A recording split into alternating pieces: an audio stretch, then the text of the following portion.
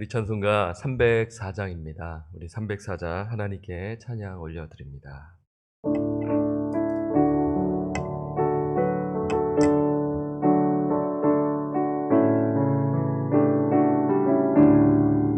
깊으신 하나님의 사랑 말로 다 영영 못하니 저 높고 높은 별을 넘어 이 낮고 낮은 땅위에 죄범한 영혼 구하려 그 아들 보내사 화목제비 삼으시고 죄 용서하셨네.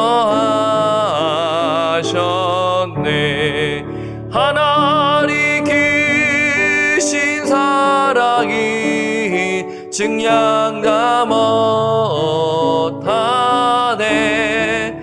영원히 변치 않는 사랑 성도여 찬양하세.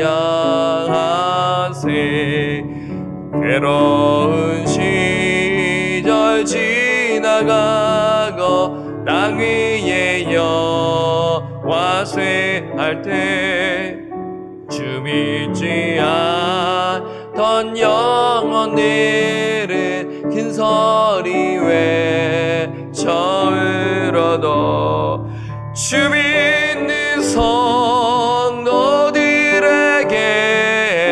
큰 사랑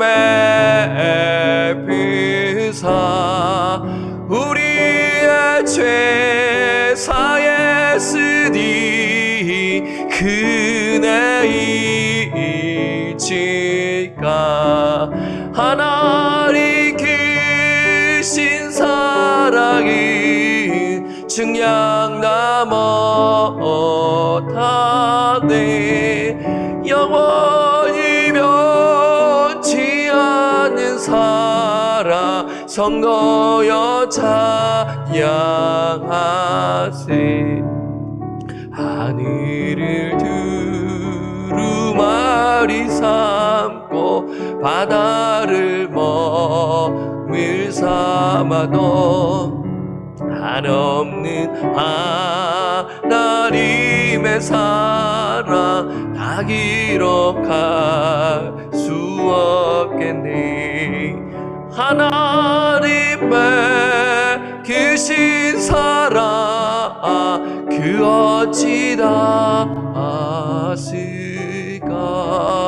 저 하늘 높이 사도 채우지 못하리. 하나님 크신 사랑이 증량 다 못하리. 영원히 변치 않는 사랑 성도여 찬양하세.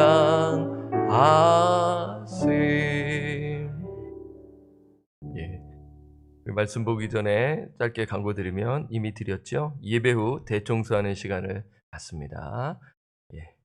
오늘 말씀은 마태복음 19장 27절에서 30절까지 말씀입니다. 마태복음 19장 27절에서 30절까지 말씀입니다. 찾으셨으면 교독하겠습니다. 이에 베드로가 대답하여 이르되 보소서 우리가 모든 것을 버리고 주를 따랐사온데 그런즉 우리가 무엇을 얻으리이까.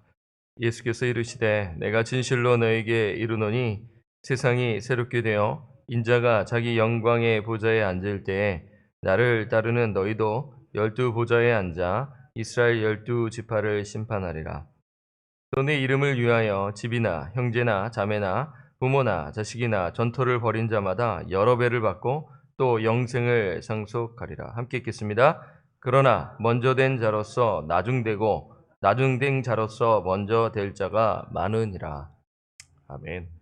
오늘은 신앙의 동기라는 제목으로 말씀을 드립니다. 우리 먼저 한번 27절을 보겠습니다. 이 27절이 오늘 참 여러분들이 잘 기억하셔야 돼요. 자, 이에 베드로가 대답하여 이르되, 이제 앞에 상황에서 이제 상황을 보고 베드로가 이제 대답하여 이제 질문을 던지죠. 보소서, 우리가 모든 것을 버리고 주를 따라서온데 그런즉 우리가 무엇을 얻으리까? 라며 예수님께 지금 이렇게 질문을 합니다. 주님, 저희가 생업을 버렸어요. 그 어부 일을 버리고 정말 주님을 따랐습니다. 그러니 우리는 무엇을 얻겠습니까? 라며 지금 베드로의 질문이 나와요. 베드로는 항상 이제 주도적으로 항상 제자들을 대표하여 질문을 던지고 나아간 인물이었다는 것을 우리가 잘 알 수 있죠. 이렇게 질문을 한 이유는 앞의 상황이죠. 부자 청년이 선행을 통해 영생을 얻는다고 생각하고 예수님께 찾아왔습니다. 그런데 예수님은 그에게 어떤 말씀을 하시나요?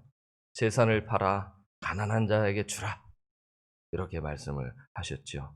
그 말씀을 들은 부자 청년, 관원이죠.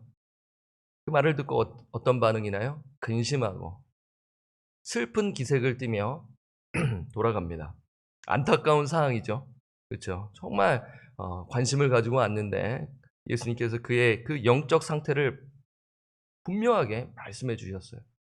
걸림돌이 된 거예요. 그 돈이 그 부자 청년에게 걸림돌이 돼요. 정말 그것은 내가 포기할 수 없다라는 마음을 가지고 이제 슬픈 기색을 띠며 돌아가는 그러한 장면인 것이죠. 이 모습을 보시고 예수님께서, 이제 예수님의 항상 관심은 뭐예요? 제자들을 가르치는 일인 것입니다. 삶의 현장에서 이 모든 상황들을 보시고 항상 영적 교훈을 주시는 것이 예수님의 그 오신 목적 아니겠습니까? 제자들을 가르치시고 십자가와 부활을 가르치시면서 그들을 지금 훈련시키고 있는 것이죠. 그래서 하시는 말씀은 제자들에게 부자는 하나님 나라에 들어가기 어렵다. 불가능하다라는 말이 아니에요. 어렵다라는 것입니다. 이 말씀에 제자들이 놀라는 것이죠. 놀랍니다. 왜 그런가요? 당시 유대인들은 부요함이 하나님의 축복 혹은 하나님의 은혜의 표시라는 흔한 인식이 있었기 때문입니다. 그러니까 반대로 얘기하면 가난한 자는 좀 문제가 있다. 저주를 받은 사람이 아닌가, 죄를 많이 지어서 가난한 것이 아닌가라는 유대인들의 그 인식이 있었다라는 것이에요. 그러니까 놀라는 거예요. 아니, 저 사람 하나님의 축복과 하나님의 은혜를 받은 자였는데, 저 자가 천국에 들어가지 못한다면, 하나님의 나라에 들어가지 못한다면 도대체 어떻게 된 일인가 하면서 놀라는 것입니다. 그럼 누가 하나님 나라에 들어갈 수 있다라는 말인가라는 그러한 질문이 막 이제 있는 것이에요. 그래서 베드로가 이것을 이제 못 참지 않습니까? 다혈질이에요. 베드로는요. 성격이 급해요. 그래서 물어본 거예요. 우리는 지금 다 버리고 왔는데 그럼 우리는 무엇을 얻겠습니까? 라는 것이죠. 그래서 예수님께서 하시는 말씀이 무엇이에요? 자, 보세요. 26절을 보겠습니다. 19장 26절. 예수께서 그들을 보시며 이르시되 사람으로는 할 수 없으나 하나님으로서는 다 하실 수 있느니라 라고 말씀하세요. 사람의 공로와 노력으로는 불가능해. 그러나 하나님으로서는 다 하실 수 있다. 라며 지금 중요한 말씀을 하시죠. 여러분, 이제 이러한 이 배경 속에, 이러한 앞의 상황 속에 오늘 제가 서두에 말씀드린 베드로가 이 말씀을 듣고 질문을 던지는 것이죠. 예수님, 우리가 다 생업을 버리고 주님을 따랐습니다. 그러니 우리는 무엇을 받겠습니까? 인간으로는 불가능하지만 하나님으로는 가능하다고 하니까. 그래서 지금 질문을 던지는 것이죠. 그러니까 제자들은요, 부자가 구원을 받지 못한 상황에 자신들은 생업을 포기하면서 예수님을 쫓았기에 구원의 여부에 관심을 가지지 않을 수 없었던 것이죠. 그렇겠죠? 여러분 잘 보십시오. 그래서 이 베드로의 질문에 예수님은 어떻게 대답하시나요? 자, 28절에 나와 있습니다. 28절을 함께 읽겠습니다. 시작. 이르시되 내가 진실로 너에게 이르노니 세상이 새롭게 되어 인자가 자기 영광의 보좌에 앉을 때 나를 따르는 너희도 12 보좌에 앉아 이스라엘 12지파를 심판하리라. 라면서 베드로의 질문, 지금 예수님께서 상세히 말씀해 주시는 것이죠. 여러분, 여기서 세상이 새롭게 된다라는 것은 재창조의 의미가 있어요. 재창조요. 그러니까 예수님의 그 재림 이후에 새 하늘과 새 땅을 가리키는 것입니다. 그러니까 예수님께서는 지금 초림하셨는데 이제 먼 미래의 일을 지금 예언하고 계시는 것이죠. 예수님께서 새로운 세상에서 제자들과 함께 지금 12보좌에 앉아 너희도 12보좌에 앉아 이스라엘 12지파를 심판하리라. 참 해석이 난해합니다. 이게 이스라엘 12지파가 무엇인가? 문자 그대로의 그 이스라엘을 말하는 것인가? 아니면 정말 이제 새 이스라엘을 교회로 했었을 때 그리고 더 나아가서 이 세상을 가리키는 것이 아닌가 하면서 인류를 심판한다라는 것으로 또한 확대해서 우리가 해석할 수 있는 것이죠. 중요한 것은 재림 이후에 새하늘과 새 땅, 하나님의 그 심판이 있다. 그러니까 너희들이 그 함께 앉아 심판할 것이다. 여러분, 이 심판은요, 우리 성도들이 함께 또한 동참해서 심판의 자리에 오른다라는 것이 우리가 생각해야 하는 것입니다. 어쨌든 중요한 것은 영적인 복을 받을 것을 지금 말씀하는 것이에요. 내가 무엇을 얻으리까? 라는 그러한 질문 속에 예수님은요, 현세적인 복이 아니라 영적인 그 복을 지금 말씀하고 있다라는 것이에요. 자, 29절에 보면 좀 더 구체적으로 나와 있어요. 29절 함께 읽을까요? 시작.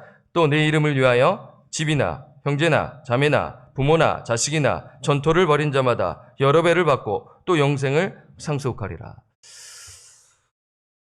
내 이름을 위하여, 예수의 이름을 위하여, 복음을 위하여 이죠. 집이나 형제나 자매나 부모나 자식이나 전토를 벌인다라는 표현을 했어요. 가정과 친척과 소유를 벌인다라는 것이죠. 이것을 이제 줄여서 말씀을 드리면요. 무슨 의미예요? 재산을 다 팔라라는 것입니까? 부모간의 자식관계 다 끊고 복음을 위해 지금 헌신하는 것인가요? 아닙니다. 이 말씀의 의미는 우선순위를 뜻하는 것이에요. 가정, 친척, 소유를 예수님 밑에 두어라는 것입니다.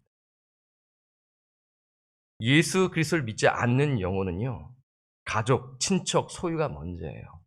인생의 목적을 거기에 두고 살아가요. 거기에요. 좋은 집, 그렇죠. 좋은 직장, 좋은 대학, 이 세상의 명예와 이것들을 향하여 열심히 투자하고 그것을 물려주고 살아가요. 그리고 인생을 마감합니다. 안타까운 것이죠. 하지만 예수를 만난 영혼의 그 우선순위는 누구예요? 예수 그리스도인 것입니다. 먼저 그의 나라와 그의 의. 단순하게 들려지는 것이 아니에요. 영적인 그 부담감, 거룩한 부담감을 듣고 받으면서 나는 어떠한 선택을 해야 할 것인가? 내면에서 막 왔다 갔다 하는 것입니다. 그러니까 나의 시간과 재능과 재산, 복음과 이 재산을 복음과 하나님의 나라를 위해 쓰여져야 한다라는 것입니다. 이러한 은총을 받을 것이다. 천국에서요? 이 땅에서를 지금 말하는 것입니다. 지금 제자들에게 상황에서 너희가 이러한 은혜를 받을 것이다. 그런데 여기서 궁금한 것이 있어요. 이렇게 헌신하면 여러 배를 받는다고 했는데, 그렇죠. 문자적으로 봤을 때, 재물은 그럼 하나님께서 허락해 주셔서, 주의 일을 위해 쓰신다라는 것으로 우리가 생각할 수 있지 않겠습니까? 여러분, 부자라고 해서 다 문제가 있는 것입니까? 하나님 나라에 못 들어가는 것이 아니지 않겠습니까? 부자도 정말 신실한 부자들이 있어요. 정말 참된 그리스도인들이 있어요. 귀감이 되고 오히려 도전을 줘요. 와, 어떻게 저렇게 신앙생활을 할 수 있을까? 라며 오히려 더 이제 부자인 분들이 정말 신앙생활 열심히 하면요, 그 파급 효과가 엄청나요. 예. 반대로 말하면 부자는 그 주의 일에 힘쓰는 것이 어렵다라는 것을 우리가 알 수 있지 않겠습니까? 그러면 여기서 여러분 보세요. 재물은 그래요. 근데 자식과 부모는 이거 어떻게 해야 돼요? 여러 배를 받는다고 하면은 마가복음은 100배예요. 그러면 부모님이니까 100명을 얻는다라는 것인가요? 좀 이상하잖아요. 그렇죠? 이 부분에 대해서 이제 궁금증이 있는 분은 요거에 대해서 질문을 가지실 것이에요. 부모님을 100명 주신다라는 것이 아니지 않습니까? 여기서 100배는 문자적으로 볼 것이 아니라, 그러니까 마가복음엔 100배라는 표현이 있어서 말씀을 드립니다. 넘칠 정도의 많은 수를 말해요. 100배는요. 그러면 이게 무엇이냐면 예수의 복음을 위해 헌신한 자, 하나님의 나라와 의를 위해 헌신하는 자는 신앙의 형제자매, 영적 가족 공동체를 얻게 될 것을 말하는 것입니다. 좀 이해가 되시나요? 그러니까 자식. 그러니까 우리는 주 안에서 영적 가족 공동체이지 않습니까? 근데 미국이 이제 개인주의고 한국도 개인주의다 보니까 좀 이런 게 좀 와닿지가 않습니다. 그렇지 않습니까? 우리 교회는 영적 가족 공동체예요. 서로를 돌보고 서로의 형제 자매로 생각하며 아플 때 같이 아파하고 같이 부둥켜 안으며 나아가는 것이 이 교회 공동체 아니겠습니까? 많잖아요, 형제 자매가요. 근데 우리가 실상은 형제님, 자매님 이라는 것이 상당히 어색한 것이죠. 정말 우리는 가족인가? 남인가? 하지만 영적인 측면에서 우리가 서로 사랑을 나누고 격려를 할 때 정말 그리스도 안에서 당신은 나의 형제고 자매입니다 라며 따뜻함을 느끼는 것이죠. 그리고 영생을 얻을 것이다 라면서 예수님은 분명히 그 베드로의 그 질문에 답을 주셨어요. 그런데 우리가 이 말씀을 보게 되면 30절이 참 흥미로워요. 자, 30절 한번 볼까요? 여러분 한번 예수님이 이런 말씀을 이제 베드로의 답변을 들으시고 이 말씀을 전개해 나가시는데 30절 한번 보겠습니다. 함께 읽을까요? 시작. 그러나 먼저 된 자로서 나중되고 나중된 자로서 먼저 될 자가 많으니라. 이 말씀이 그 다음 장 20장 16절에도 나와요. 한번 이렇게 보세요. 20장 16절 한번 보세요. 샌드위치로 나와 있습니다. 이와 같이 나중된 자로서 먼저 되고 먼저 된 자로서 나중되리라. 지금 분명히 의도가 있는 것 아니겠습니까? 아니 하신 말씀 왜 또 하셨나? 반복되어 있다라는 것이에요. 강조점이고요. 지금 제자들이 지금 이해를 못하고 있다라는 것을 또한 우리가 생각할 수 있는 것입니다. 여러분 이해를 못하면 예수님께서는 또 반복적으로 가르쳐 주시는 것이에요. 설교에서도 그래요. 계속 리마인드하면서 이것이 핵심 메시지다라는 것을 하기 위해서 설교자가 반복적으로 말하듯이 말입니다. 여러분 이 질문에 답을 얻기 위해서 정말 그러니까 다시 말씀드리면 먼저 된 자와 나중된 자가 누구인가라는 이제 질문이 생기지 않겠습니까? 그러니까 이 질문에 답을 얻기 위해서는 우리는 다시 설교 서두에 말씀드린 베드로의 질문을 다시 생각해야 하는 것이죠. 다시 한번 보세요. 19장 27절 보겠습니다. 이에 베드로가 대답하여 이르되 보소서 우리가 모든 것을 버리고 주를 따라 싸운데 그런즉 우리가 무엇을 얻으리이까? 우리가 무엇을 얻으리이까? 우리가 생업을 버리고 왔어요. 우리가 정말 헌신했어요. 목숨을 바쳐 모든 것을 다 버리고 왔어요. 그렇지 않습니까? 대부분이 다 생업이 종사하는 업종이 뭐예요? 어부 아니겠습니까? 세리들도 있고요. 그렇죠? 그러니 우리가 무엇을 얻으리이까? 여기서 해석이 이제 들어가는 것입니다. 베드로의 질문을 볼 때 예수님을 따른다면 보상과 대가를 바라는 마음이 있었다라는 것으로 우리가 해석할 수 있는 것입니다.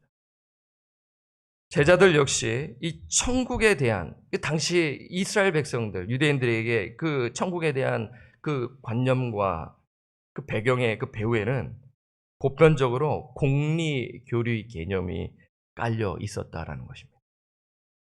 공로 사상입니다. 이렇게 봤었을 때 이 먼저 된 자가 누구며 나중된 자가 누군가 이것도 해석이 여러 가지가 있어요. 참 제가 이거 고민을 많이 했습니다.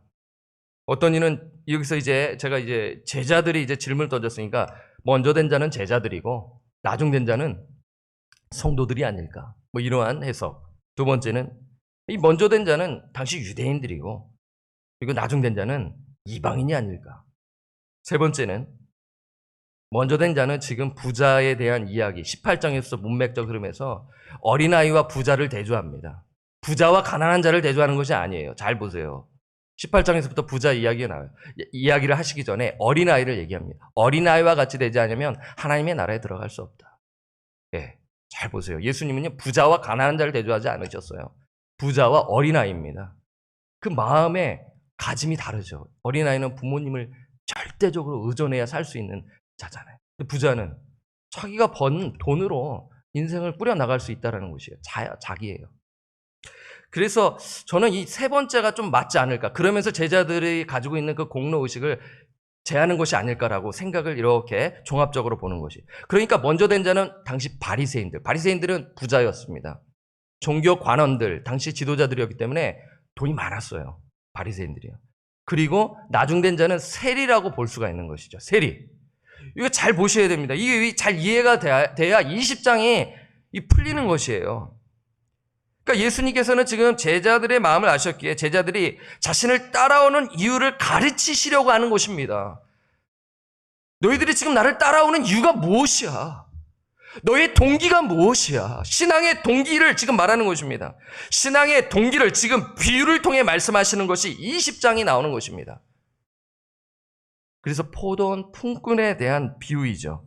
너무나 잘 알지 않습니까? 이 스토리는 너무나 어떻게 보면 황당한 스토리예요.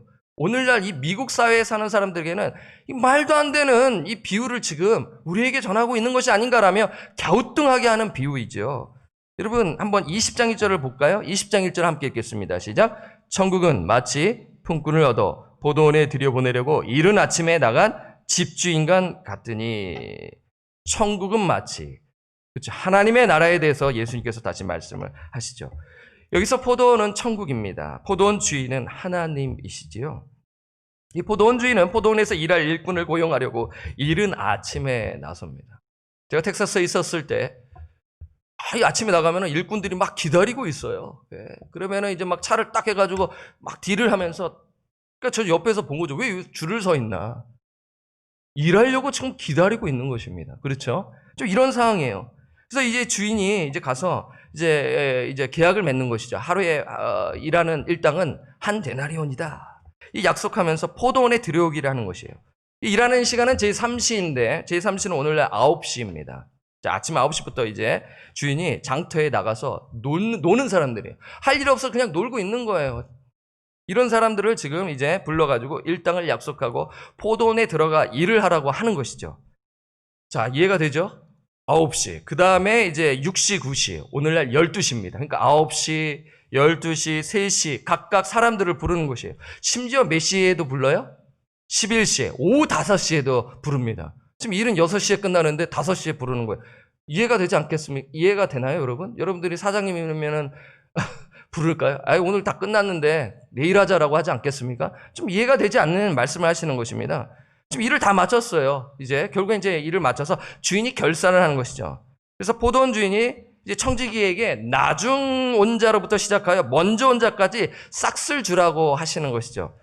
나중 온 자는 몇 시에 온 사람이에요? 11시, 9시, 막차로 막 이제 와가지고 일하려고 들어온 사람입니다.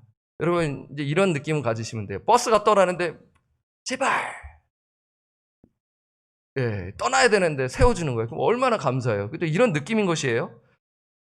막바지에 온 사람이 몇 데나리온을 받아요? 한 데나리온을 받는다는 것입니다. 우리가 생각했을 때는 그걸 나눠가지고 한 데나리온 못 미치게 줘야 되는데 한 데나리온을 딱 주는 거예요. 이것을 먼저 온 자들이 봤을 거 아니겠습니까? 그럼 뭐예요? 어떤 생각이 들어요? 나는 이 사람도 왔으니까 뭐 1.5 데나리온 혹은 2 데나리온 뭐 이렇게 분산해가지고 수학적으로 봤었을 때 받을 것으로 기대하지 않았겠습니까? 당연하죠. 일찍 왔기 때문입니다. 그런데 주인은 모두에게 다 먼저 온 자들에게 한 데나리온씩 주는 거예요. 그러니 먼저 온 자들의 마음이 어떡하겠어요? 부글부글 끄는 거죠. 원망을 하는 것입니다. 아니 나중 온 사람이 지금 1시간밖에 일하지 않았는데 지금 어떻게 동일하게 할 수 있나요? 라며 지금 불키면서 지금 뭐 하는 것입니까? 라며 투덜거리는 것입니다. 주인이 어떻게 말해요? 13절에서 15절을 우리가 한번 보겠습니다. 오늘 본문 말씀이 아니지만 우리 13절, 14절 제가 읽고 15절을 여러분이 한번 읽겠습니다. 주인이 그 중에 한 사람에게 대답하여 이르되 친구여 네가 내게 잘못한 것이 없노라. 네가 나와 한 데나리온의 약속을 하지 아니하였느냐? 14절 네 것이나 가지고 가라. 나중은 이 사람에게 너와 같이 주는 것이 내 뜻이니라. 15절 함께 읽겠습니다. 시작. 내 것을 가지고 내 뜻대로 한 것이 아니냐? 내가 선함으로 네가 악하게 보느냐? 여러분 지금 단호하게 얘기하잖아요. 내가 지금 내 뜻대로 하는 것인데 지금 무엇을 지금 생각하고 있는 거냐라고 지금 말하는 것이에요. 아까도 말씀드렸지만 경제학적으로 보면 이 모순이 많은 이야기입니다. 그렇게 관점을 보면 이 이야기는 풀리지 아니하는 거예요. 이거 쓱 보고 넘어가는 것입니다. 뭐 뜻이 있겠지 하고 그 의미도 모르고 그냥 쓱 보고 그냥 넘어가겠죠. 그렇죠. 하나님 사람을 공정하게 대해야 되는 것 아니겠습니까? 라는 마음을 갖게 됩니다. 하지만 예수님은 이렇게 또한 말씀하시죠. 16절입니다. 16절에 메시지가 있는 것입니다. 20장 16절 함께 읽겠습니다. 시작. 이와 같이 나중된 자로서 먼저 되고 먼저 된 자로서 나중되리라. 지금 보세요. 제가 이제 지금 끌고 오고 있지 않습니까? 아까 베드로에게 답변을 주시면서 19장 30절에도 동일하게 말씀을 주시고 지금 이 메시지가 무엇인가라는 궁금함이 있는 것이죠. 여러분, 비에서 먼저 된 자는 포도원에 먼저 온 자들이고 주인의 품삯에 불만을 품은 자들이죠. 포도원에 늦게 온 사람은 나중된 자들입니다. 소위 막차 탄 인생입니다. 완전히 망가진 인생인데, 그쵸? 너는 가망 없어. 너는 진짜 정말 그냥 버려진 인생이야. 뭐 이렇게 비유할 수 있는 것이에요. 너는 가망이 없어. 이러한 정말 힘들어하는 그러한 막차 탄 인생이라고 보시면 되죠. 자, 그러한 측면에서 봤을 때 아까 말씀드렸잖아요. 이것이 제자들을 가리키는 것인가, 먼저 된 자들. 생각할 수 있지 않겠습니까? 베드로의 질문을 통해서. 그러니까 제자들 또한 그럼 성도들을 가리키는 것인가? 아니면 유대인을 가리키는 것인가? 아니면 이방인을 가리키는 것인가? 아니면 바리새인인가 죄인인가? 이러한 여러 가지 해석이 있는데 저는 세 번째로 생각하고 싶어요. 바리새인, 먼저 된 자. 당시에 지금 우리가 율법주의, 종교주의로 자기의 의를 드러내며 나는 하나님의 나라에 들어갈 수 있다라는 것으로 완전히 뭐 자기 그 확신을 가지고 지금 살아가는 자들 아니겠습니까? 그러니까 이 먼저 된 자는 바리새인을 가리키는 것이죠. 그래서 이 답을 얻기 위해서는 18장과 19장과 20장을 같이 보면서 이 답을 얻도록 우리가 고민하면서 말씀을 읽어야 하는 것입니다. 그래서 19장 24절 우리 함께 볼까요? 19장 24절을 한번 읽어보겠습니다. 19장 24절 함께 읽을까요? 시작! 다시 너에게 말하노니 낙타가 바늘기로 들어가는 것이 부자가 하나님의 나라에 들어가는 것보다 쉬우니라 하시니 부자가 하나님의 나라에 그러니까 낙타가 바늘기로 들어가는 것이 부자가 하나님의 나라에 들어가는 것보다 쉬우니라. 그러니까 먼저 된 자는 당시 사람들에게 인정받았던 부자, 바리새인들입니다. 그들은 실상 부자였고 신앙 좋다고 사람들에게 박수를 받았던 사람이에요. 존경을 받았어요. 그래도 이 땅에 그래도 바른 말씀 전하는 자는 바리새인이 아닌가라며 존경을 받았던 자들이죠. 그들은 종교적 행위로 하나님의 나라에 들어갈 수 있다고 믿었어요. 부자 청년이 지금 바리새인이라고는 볼 수 없지만 어떻게 관원이기에 또한 생각할 수 있어요. 그냥 단순한 사람이 아닙니다. 관원이었다라는 것이에요. 하지만 예수님은 어떻게 해요? 그들이 하나님 나라에 들어가기 힘들다고 말씀하셨다라는 것이에요. 그러면 나중된 자는 누구인가요? 죄인으로 취급받았던 세리 혹은 창녀입니다. 창기들이에요. 그들은 사람들에게 손가락질을 받으며 죄인으로 취급받아 하나님의 나라에서 멀다고 생각한 자들이에요. 하지만 그들은 자신의 죄악을 고백하고 주를 따르는 자들이었어요. 예수님이 그들에게 찾아가시고 복음을 가르치시고 그들을 품으시고 했었을 때 그들은 마음이 녹아 나 같은 죄인, 용서받지 못할 나 같은 죄인을 찾아와 주셔서 나의 병을 고쳐주시고 나에게 믿음을 주셔서 나를 품어주시는 그 예수님을 만나게 된 것이죠. 그들이 하나님의 나라에 들어가게 되는 것입니다. 여러분 보십시오. 포도원 품꾼의 비유로 여러분 보셨을 때 5시에 온 자들 마음이 어떻겠어요? 막 놀고 있는데 나 써줄까? 나 써줄까? 일당은 필요한데 써준 거예요. 이 자가 지금 막차 탄 인생 아니겠습니까? 그리고 품삯을 줘요. 여러분 반전이 이루어지는 거 아니에요?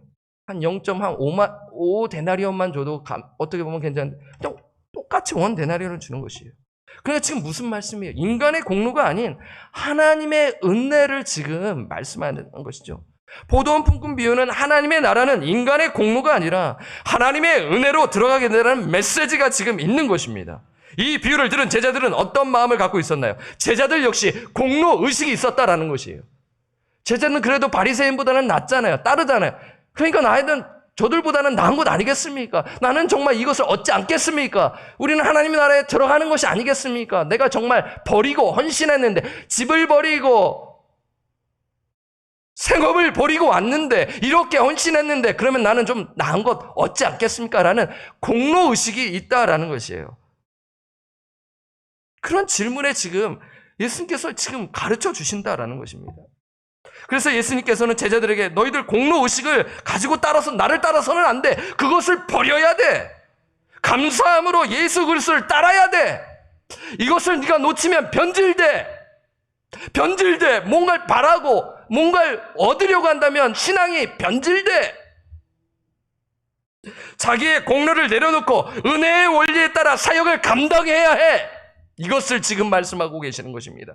하나님의 나라는 은혜에 기초한 것이지 인간의 공로에 기초한 것이 아니야 라는 말씀을 지금 하고 계시는 것이에요. 여러분, 그렇지 않습니까? 하나님의 은혜가 의로운 삶의 기초가 되어야 하는 것이에요. 감사함의 동기로서 제자의 삶, 성도의 삶을 살아야 한다는 것입니다. 그런데 우리는 순간적으로 딴 마음을 품게 되는 것입니다. 초심이 변하기 시작하는 거예요. 목회자들도 마찬가지지 않습니까? 앞에서 이끌어가는 목회자가 그런 마음을 품으면 성도님들이 얼마나 실망이 크시겠어요. 그렇죠. 설교는 멋있게 하고 잘하는데 삶이 뒤따라하지 못하면 힘든 거 저 잘 압니다. 단순히 말씀을 전하는 것이 그냥 말만 전하는 것이 아니라 삶이 뒤따라야 한다는 것이 있기 때문에 참 이 말씀을 전하는 것은 쉬운 일이 아니지요. 우리에게 적용하면 신앙의 동기를 살펴야 합니다.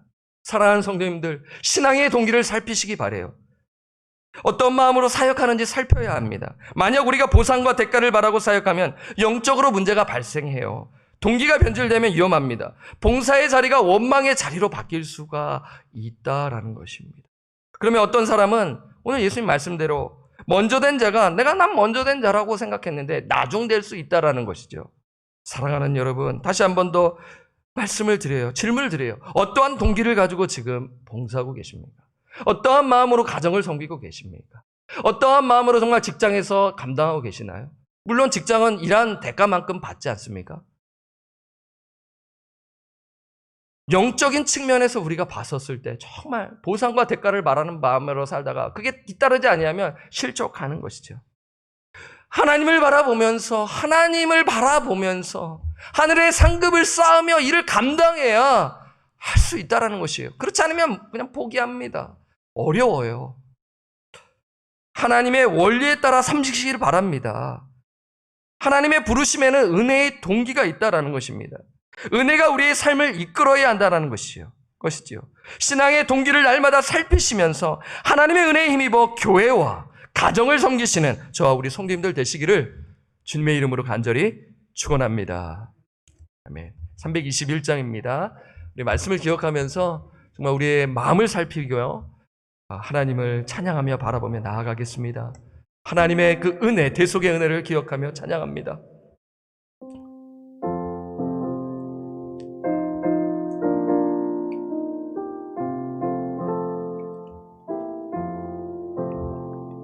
날 대속하신 예수께 내 생명 모두 드리니 늘 진실함 하소서 내 그주 예수여 나 그주 위에 살리라 내 기쁨 하야 없으리 내 갈 길이 너하소서 내 그주의 하나님의 은혜를 기억하며 나 그주 위에 내 평생 의지하오니 날 영접하여 주소서 내 그주 예수여 나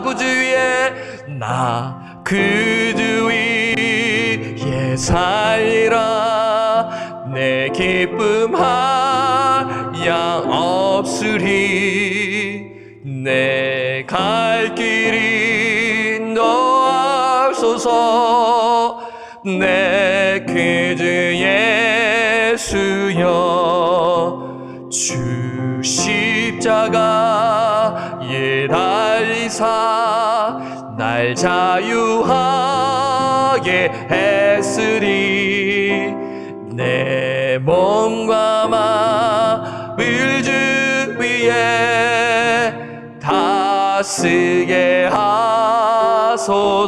나 구주 위에 살리라. 내 기쁨 한량 없으리. 내 갈 길이 넓소서. 내 구주 예수여. 아멘.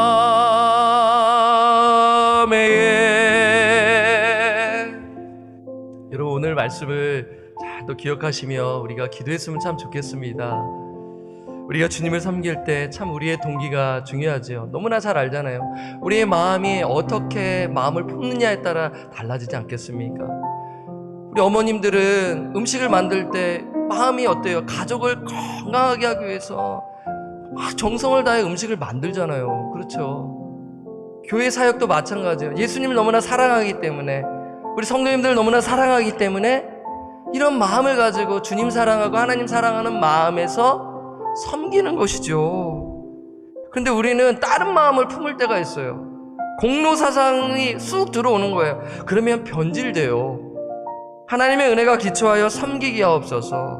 보상과 대가를 얻는다면 실족하고요, 상처를 받으려는 그러한 순간순간이 있는 것이죠. 하나님의 은혜에 기초한 섬김과 헌신이 되게 하옵소서. 은혜가 넘치죠. 감사함의 동기로서 제자의 삶을 살아간다면 훈훈합니다. 서로에게 도전이 돼요.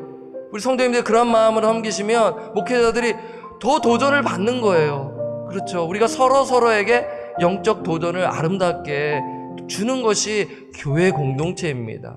은혜 공동체로 살아가야 이 교회가 따뜻하게 성령님의 그 따뜻함을 느끼며 이 교회가 건강하게 성장하게 되는 것이지요. 우리가 한번 이 말씀을 기억하며 기도하시기를 바라고요. 내일 사역을 위해서 두 번째로 기도합니다. 또 오후 4시에 중직자 기도회가 있죠. 모든 것을 다 포함해서 온라인 예배, 그리고 특별히 내일 현장 예배가 재개가 돼요. 안전을 위해서 예배를 사모하며 오시는 우리 성도님들의 마음을 미리 준비해 주셔서 하나님을 기쁘시게 하는 예배가 되게 하옵소서. 하나님의 영광을 주님 우리 성도들 마음에 비춰 주시옵소서. 그래서 그 영광이 비춰져 예수의 성품을 드러내며 하나님의 말씀대로 정말 예수님의 마음을 품고 서로 사랑하며 참아주며 나아가도록, 이곳이 예배입니다. 참된 예배가 회복되게 하여 주십시오. 그리고 세 번째는 내년 사역 준비과 예산을 위해서, 교회 재정을 위해서 여러분 메모하셔서 여러분 구체적으로 기도해 주세요. 네 번째, 담임 목사 청빙과 유스 사역자 청빙. 그리고 다섯 번째, 서로를 위해서 오늘 온라인 예배를 들으시고 또 현장에서 새벽 예배 드리시는 분들 서로를 위해서 기도하시기를 바라요. 우리가 다 같이 이 기도 제목 여러분 다 기억하셨는지 모르겠어요. 어쨌든 여러분 합심하여 우리 통성으로 오늘 말씀, 그리고 내일 사역, 그리고 내년 사역 준비와 예산, 교회 재정, 담임 목사 청빙, 유스 사역자 청빙, 서로를 위해서 우리 간절히 한번 하나님께 매달리며 우리 다 같이 한번 통성으로 기도하고요. 제가 마친 기도하고 주기도문함으로 오늘 새벽 예배를 마치도록 하겠습니다. 우리 다 같이 한번 통성으로 기도합니다. 하나님 아버지, 오늘 새벽, 토요 새벽에 저희를 깨워주심에 감사합니다. 우리에게 호흡을 주셔서 이렇게 영과 진리 안에서 하나님의 말씀을 붙들며 이렇게 기도하게 하여 주심에 감사합니다. 우리가 무엇이가 한데 하나님 허물과 죄로 죽었던 저희들을 살려주시고 영원한 생명을 주셔서 이렇게 말씀을 듣고 반응하여 하나님 앞에 또 기도하게 하심에 감사합니다. 오늘 제자들의 그 질문 속에 그 예수님께서는 그들을 하나님 단호하게 영적 진리의 말씀을 주시면서 그들을 하나하나 빚어가시는 그 장면을 보았습니다. 하나님, 베드로가 이러한 질문을 통하여 진리의 말씀을 배웠듯이 저희들 역시 하나님의 말씀에 하나님 관심을 갖고 질문을 가져 답을 얻어 하나님 저희가 정말 그 진리의 말씀을 하나하나 알아가 우리의 생각이 깨어지게 하시고 우리의 자아가 정말 내려놓고 하나님의 말씀을 마음에 새기며 나아가게 하여 주시옵소서. 우리는 때로는 공로가 쑥 들어올 때가 때가 있어요. 그때 그것을 버리게 하여 주시옵소서. 우리의 섬김과 봉사는 예수님을 사랑하고 그 은혜에 반응하여 우리가 섬기는 것이지, 우리가 무언가를 얻으려고 한다면 우리는 시험에 빠지고 실족하게 됩니다. 주여, 주여, 오늘 말씀을 통하여 하나님, 우리 목회자들과 그리고 교육자들과 우리 장로님들, 우리 권사님들, 우리 전도사님, 우리 모든 우리 성도님들 열심히로 섬기시는데 아버지, 당장 무엇이 보이지 않는다 할지라도 하나님 좌절하지 아니하고 하나님께 맡기며 사역을 감당하게 하여 주시옵소서. 때가 되면 거둘 것입니다. 때가 되면 역사하실 것입니다. 우리가 이것을 바라보며 하나님의 말씀의 씨앗을 뿌리며 나아가게 하시고 사역하게 하여 주시옵소서. 하나님 아버지, 내일 또 온라인 예배와 현장 예배가 재개가 됩니다. 또 오후 4시에는 또 중직자 기도회로 모입니다. 주님, 우리의 마음을 살피게 하여 주시옵소서. 우리의 동기를 살피게 하여 주시옵소서. 무엇을 위하여, 어떤 것을 위하여 우리가 이 사역을 감당하는 것입니까? 아버지, 하나님의 나라와 의를 위하여 우리가 하나님 이 마음을 가지고 하나님 우리가 이 사역에 임하게 하여 주시기를 기도합니다. 아버지, 성령께서 인도하시고 주의 영광을 비춰 주시옵소서. 하나님 가정에 비춰 주시옵소서. 그리하여 주의 성품을 하나님 나타내게 하여 주시옵소서. 주여, 오래 참고 기다리게 하시고 그리하여 우리 가족 공동체, 우리 방주 공동체가 서로 사랑하며 관심을 가지고 돌보며 나아가는 가족 공동체가 되게 하여 주시옵소서. 또한 내년 사역을 두고 기도합니다. 예산을 짭니다. 아버지, 계획을 합니다. 재정 문제 또한 고민하며 주여 그 부분 또한 기도합니다. 하나님께서 그 또 준비하시는 분들에게 지혜를 주셔서 잘 감당케 하여 주시기를 기도합니다. 아버지, 하나님의 방법과 말씀 아래서 주여 이 사역이 이루어지게 하시고 주여 사람의 생각과 방법이 들어가는 것이 아니라 오직 하나님의 뜻과 방법만이 들어가게 하여 주시옵소서. 또한 기도하는 것은 저희가 하나님 아버지, 주여 또 담임 목사, 주여 청빙을 부분을 놓고 기도합니다. 유스 사역자 청빙을 놓고 기도합니다. 하나님 보내주시옵소서. 하나님 준비하여 주시옵소서. 또한 서로를 위해 기도합니다. 새벽을 깨며 온라인 예배를 드리는 주여 모든 성도들에게 하나님의 은혜와 평강이 넘치게 하시고 영적인 그 풍성한 복을 누리게 하여 주시고 오늘 또 새벽에 나와 하나님께 부르짖는 자들에게 하나님 신령한 복을 더하여 주셔서 포기하지 아니하고 기도의 그 삶을 살아가게 하시고 말씀대로 살아가는 삶을 살아가도록 인도하여 주십시오. 예수님의 이름으로 기도드립니다. 아멘. 하나님 아버지, 감사함을 드립니다. 허물과 죄로 죽었던 저희들을 주여 예수의 보혈로, 예수 믿는 믿음을 통하여 우리에게 영원한 생명을 주신 하나님께 감사 찬양을 올려드립니다. 하나님께서 우리를 살려주셨기에, 우리에게 성령을 부어주셨기에, 우리에게 은혜를 주셨기에 하나님, 우리가 마땅히 하나님을 찬양하고 감사함으로 말씀을 받고 그 말씀을 붙들고 기도하였습니다. 주님, 응답하여 주시옵소서. 사람의 생각과 방법을 내려놓고 오직 하나님의 말씀과 뜻이 우리 교회 가운데 이루어지게 하여 주시옵소서. 또한 기도하는 것은 우리가 이 사역을 감당하는데 때로는 우리가 연약하여 하나님 다른 마음을 품을 때가 있어요. 하나님, 그때 성령께서 고쳐주셔서 정말 인간적인 마음을 내려놓고 또한 이 무엇이 빨리 조급하게 되어진다라는 마음을 가질 때 우리가 또 실망할 때도 있습니다. 주님, 우리의 연약함을 아시오니 성령께서 주여 어루어 만져주셔서 저희가 때를 기다리며 은혜의 원리에 따라 사역을 감당하게 하여 주시옵소서.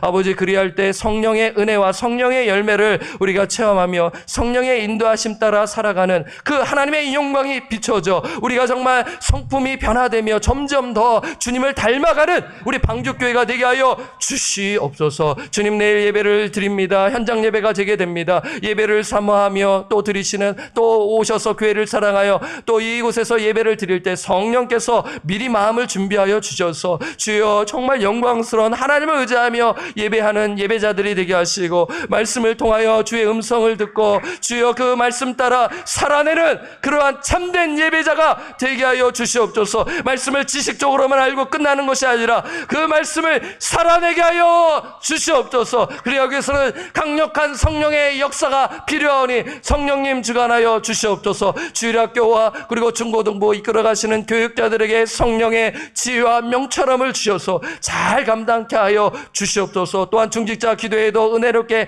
또 잘 진행되게 하시고 정말 우리가 정말 하나님의 은혜를 간구하며 하나님 기도하는 합심하여 초대교회 같이 기도로 우리가 또 나아가는 시간이 되게 하여 주시옵소서. 하나님 또 내년 예산과 내년 또 사역과 재정을 놓고 기도하니 하나님 또 우리 교회를 이끌어 주시고 하나님 이것으로 이 재정 문제로 인하여 우리 교회가 또 사역에 그 하는데 어려움을 당하지 아니하도록 하나님께서 지혜를 주셔서 잘 감당케 하시고 합심하여 우리가 이 부분을 놓고 기도하며 나아가게 하여 주시옵소서. 담임 목사 정빈과 유수 사역자 정빈 하나님의 뜻 가운데 이루어지게 하시고 또 오늘 예배에 참석하시고 또 하나님 또 온라인 예배 드리는 모든 성도들에게 하나님의 은혜와 평강을 내려 주셔서 영적인 복을 이 땅 가운데서 풍성히 누리고 개인만 나만 이 은혜를 누리는 것이 아니라 나누어주고 축복의 통로로 쓰임받는 우리 모든 방주의 권속들 되게 하여 주시옵소서. 감사를 드렸고 우리를 죄로부터 구원하여 주신 존귀하신 예수님의 이름으로 기도드립니다. 아멘. 하늘에 계신 우리 아버지여, 이름이 거룩히 여김을 받으시오며 나라가 임하시오며 뜻이 하늘에서 이루어진 것 같이 이 땅에서도 이루어지이다. 오늘날 우리에게 일용할 양식을 주옵시고 우리가 우리에게 죄 지은 자를 사하여 준 것 같이 우리 죄를 사하여 주옵시며 우리를 시험에 들게 하지 마옵시고 다만 악에서 구하옵소서. 대개 나라와 권세와 영광이 아버지께 영원히 있사옵나이다. 아멘. 오늘 하루 말씀과 기도로 또 묵상하시며 하루를 시작하시기를 바랍니다. 내일 뵙겠습니다.